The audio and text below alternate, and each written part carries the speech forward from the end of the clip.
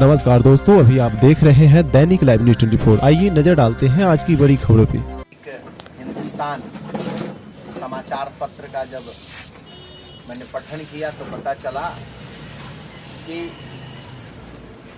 महुआ के अंदर पीएफआई के लोग पहले तो उन्होंने मस्जिदों के अंदर बड़ी मीटिंग की है और उसमें उन्होंने काफी आक्रामक अपना तेवर दिखाया। राष्ट्रवादी हिंदूवादी संगठनों को असंसदीय शब्दों का प्रयोग भी किया, ये हम सबको जानकारी मिली। उसके बाद जब पत्रकार वार्ता हुई, उसमें से आप में से अनेकों पत्रकार वहां उपस्थित थे।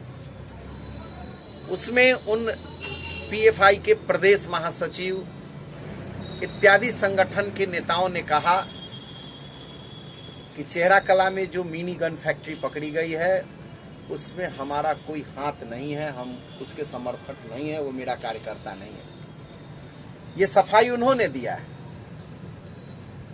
और वो अपने को लोकतांत्रिक शांतिवादी ऐसा बताए हैं। मैं आज के पत्रकार वार्ता में आप सभी विद्वान पत्रकारों को कुछ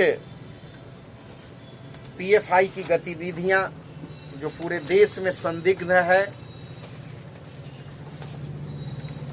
और उन्होंने कहा कि वो लोकतांत्रिक संगठन है, परंतु हिंदू जागरण मंच बिहार प्रदेश के प्रदेश अध्यक्ष होने के नाते लोकतंत्र का चौथा खंभा जो मीडिया है उसमें मैं कुछ प्रश्न करता हूं और इस प्रश्न का उत्तर मैं चाहता हूं उनके लोगों से, क्योंकि जब तक हिंदू जागरण मंच का कोई कार्यकर्ता बिहार में जीवित है तब तक हम पीएफआई जैसे राष्ट्रद्रोही मानवद्रोही संगठन का हम विरोध करते रहेंगे, क्योंकि इनका जो जन्म हुआ है और पीएफआई ने जो कुकर्म किए हैं भारत में, मैं आपके सामने लेकर के आया हूं। वैसे ही ये काला चिट्ठा अभी केवल 25% ही मामलों के हैं। 75% मामले मैं आपको वेबसाइट में कहता हूं खोले तो उस पे आपको और डिटेल जानकारी मिलेगी। मैं सबसे पहले प्रश्न करता हूं, उन्होंने कहा कि हम लोग शांति प्रिय सोशल काम करते हैं। मेरा सवाल है कि पीएफआई क्या करता है, ये मैं आप सबको दे रहा हूं। इसमें एक सवाल है, 23 अप्रैल 2013 को पुलिस ने छापा मारा और केरल के नारत जिले में इनकी आतंकी कैंप पकड़ी गई और उस कैंप में 21 लोगों को गिरफ्तार किया गया। गिरफ्तारी के दौरान उस शिविर में घातक हथियार और बम बरामद हुए। एक मानव जो डमी के रूप में उन्होंने खड़ा किया हुआ था, उस पर वो शूटिंग कर रहे थे। हथियारों से टारगेट भेदने का ये अभ्यास करते हुए पकड़े गए थे।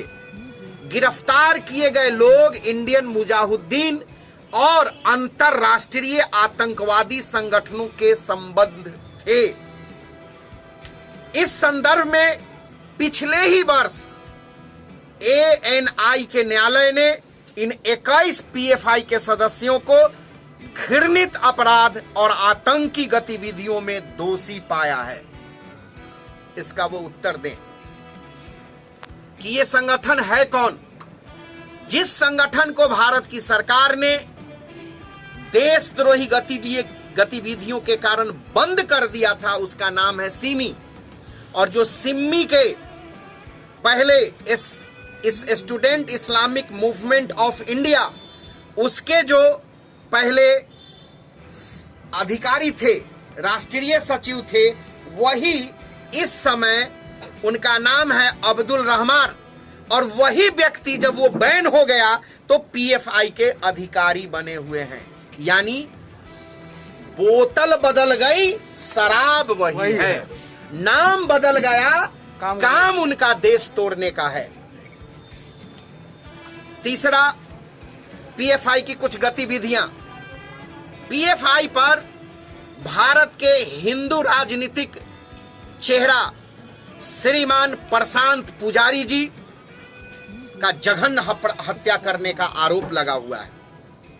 डीएस कटप्पा, मंजूनाथ जी, शरद मदिउल्ला जैसे सैकड़ों अलग अलग क्षेत्र में केरल, कर्नाटक, तमिलनाडु, पश्चिम बंगाल, उत्तर प्रदेश और से लेकर के देश के लगभग 17 प्रदेशों में इनका काम है और इन सब जगहों मिला के सैकड़ों लोगों की हत्या में इनके नाम है और ये सब फेस कर रहे हैं, न्यायालय में ये लोग जा रहे हैं। तो मैंने अभी 4 नेताओं की हत्या का इनके ऊपर